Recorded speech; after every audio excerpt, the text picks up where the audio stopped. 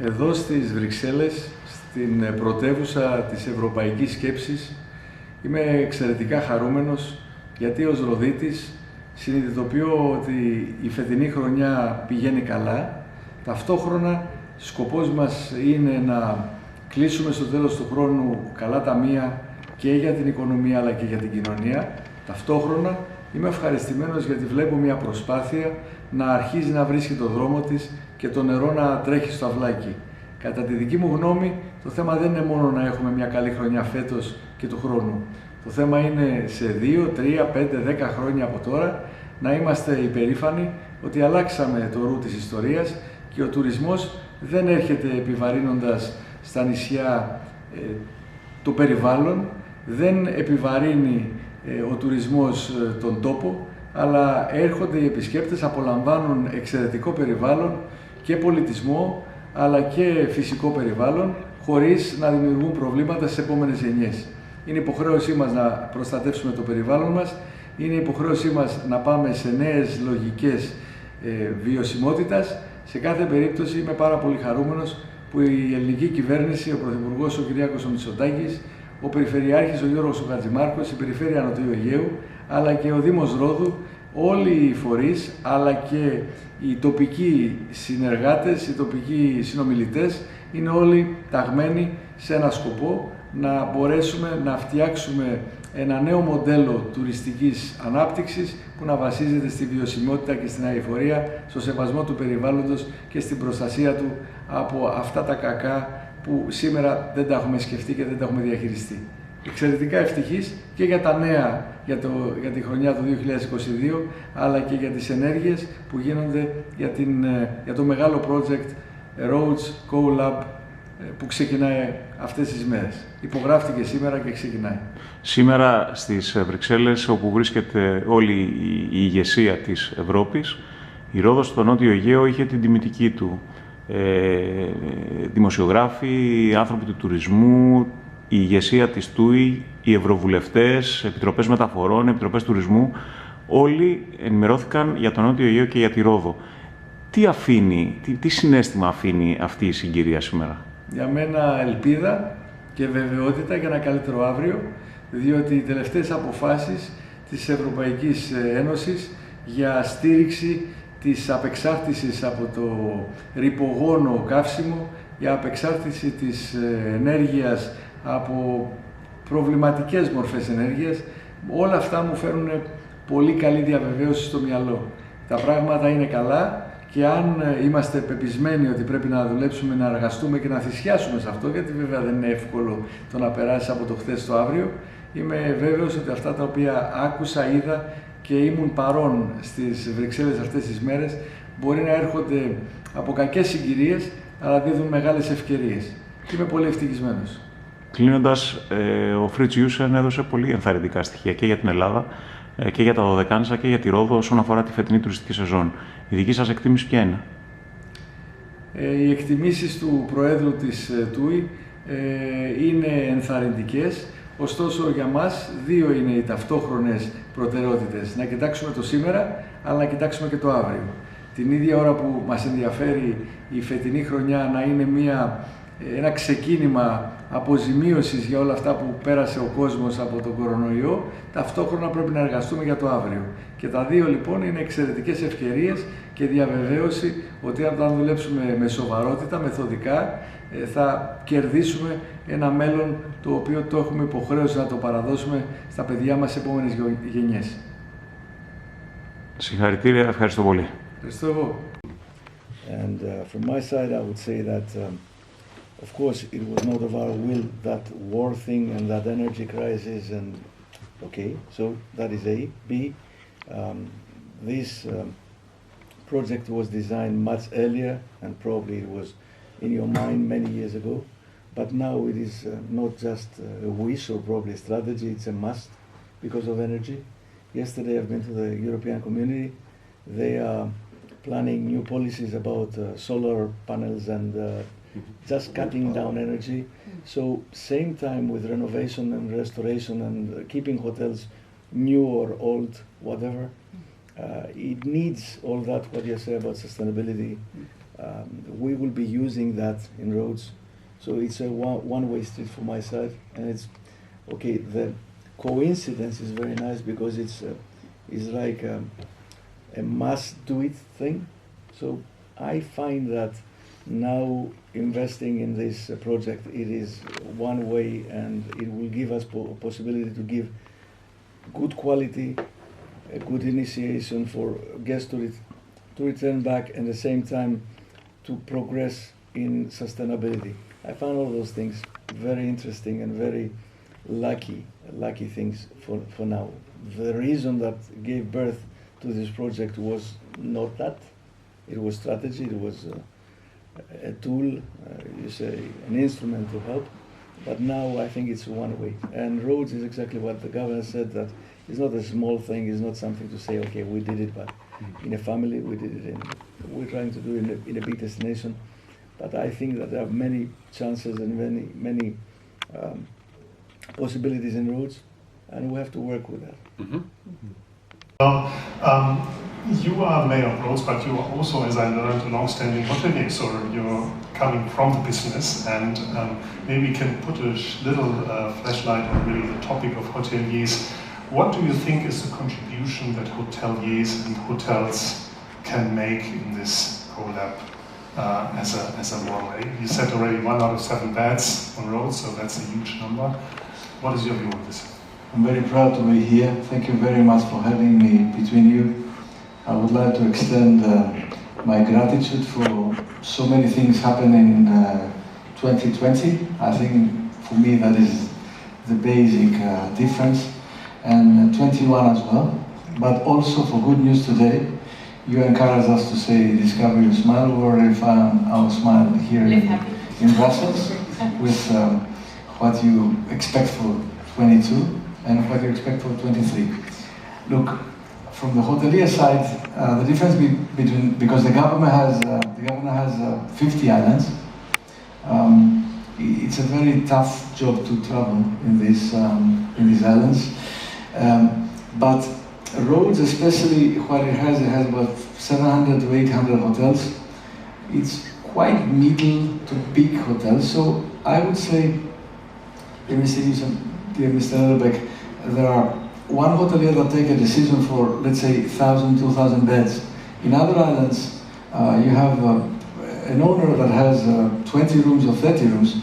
So the decision is less people, and they're more willing, and they know that unless we do those things, because for me today it was not a memorandum of understanding or an MOU, it was a commitment to invest in a future of visitors and tourism on healthy level, on healthy basis. So for us in Rhodes, and for hoteliers, for restaurant owners, for bar owners, doing that sustainability thing real, it is something we cannot choose. It is a must. It is one-way choice. I'm very happy with this, and I found our people very sensitive and very willing to work together with the leaders. And I really look forward in a year. I can't wait to be here and see what I have done. And this prototype, this first in the world cooperation, gives an example to many other destinations and many other of your successful places to visit. Thank you. Maybe Thomas, let's come to you. Amongst your different functions, you're also chairman of the board of trustees with the TUI Care Foundation, and in that sense you were also signing the MOU, and it's not just TUI Group and the Greek government, but also TUI Care Foundation is a partner. What exactly is the role of the TUI Care Foundation, and why is this so important that TCF also participates in the CoLab? So we always said that sustainability is about social, economic and ecological sustainability, and that's where we have a lot of experience, especially with the Care Foundation, in education, upskilling, reskilling. We have done a lot of projects in Greece in the past, in essence with hotel associations, with the chambers of commerce.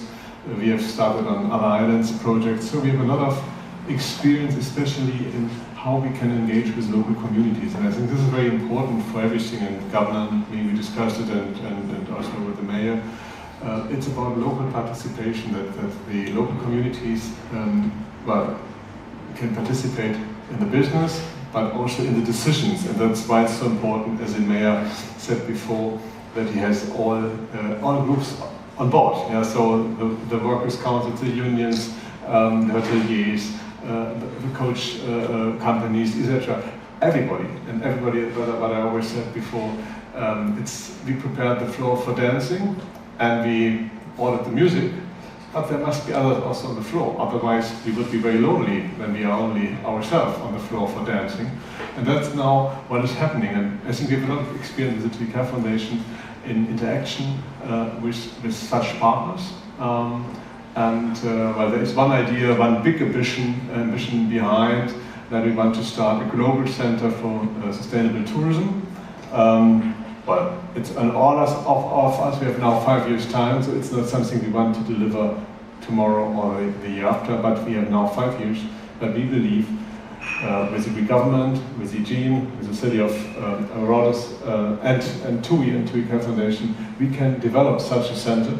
And then it's all about also scaling, so that we can really transform our experiences of this center, probably not 1-to-1, but 80% to other destinations. And the good thing is, after we have signed, or we have announced, we have today signed, we have announced in early of this year, the Co-Lab, there have been other destinations coming to us and now asking, can you do something with us in this direction? Can you support us on our path for more sustainability? And well, that's the way the TWK Foundation is doing, and I have the privilege with these two hats. Yeah, and then with your other hat, so we're now working on the sustainability agenda. Yeah. Co-Lab is a really important part of that.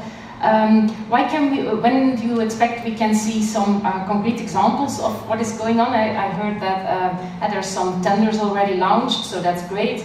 Do you have any idea on when we will be able to maybe visit the first projects? Or, I mean, I know this is a question that a lot of colleagues are asking themselves. But I think it's quite important, because when Fritz and me discuss about this, there's a lot of things in sustainability.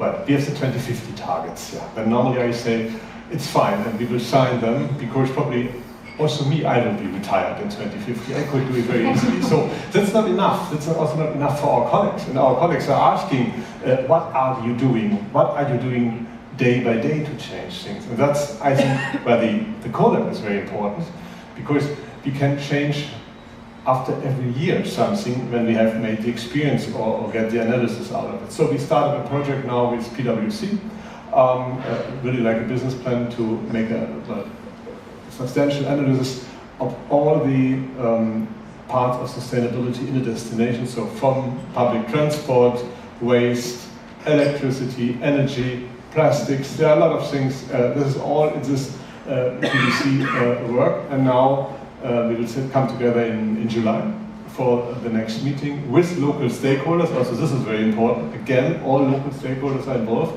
And it's an invitation for all our competitors also to join.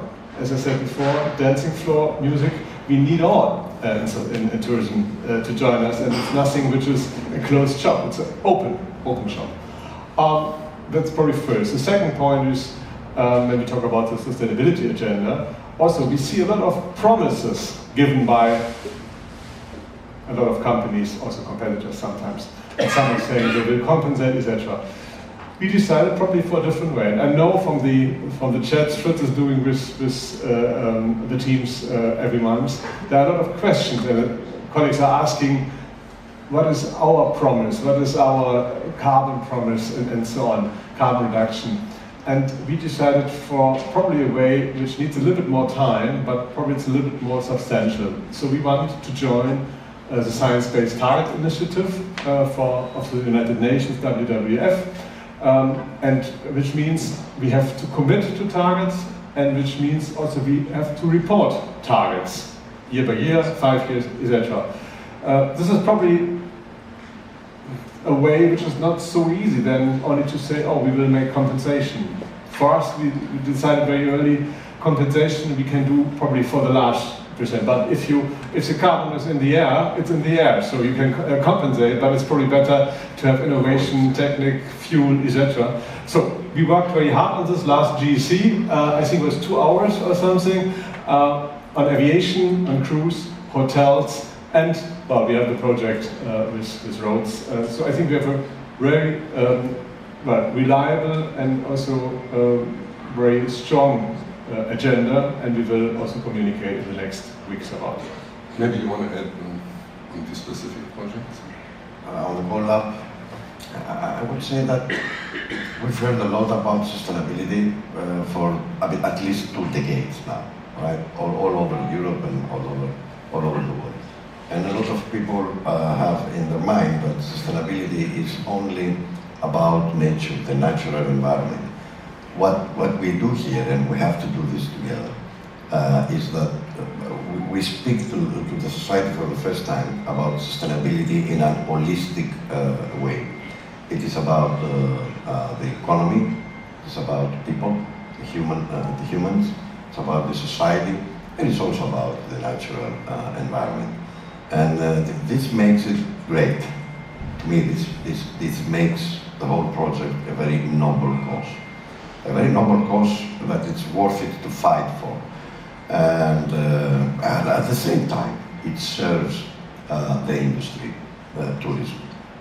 One thing that your colleagues should know is that in our islands, the local GDP, depending on tourism, is 97.1%. You won't find that number nowhere in the world. And that, this is good news for you, very good news for you, because this shows how much we are committed on making this project successful and work. All right, it's 97%. Right? You said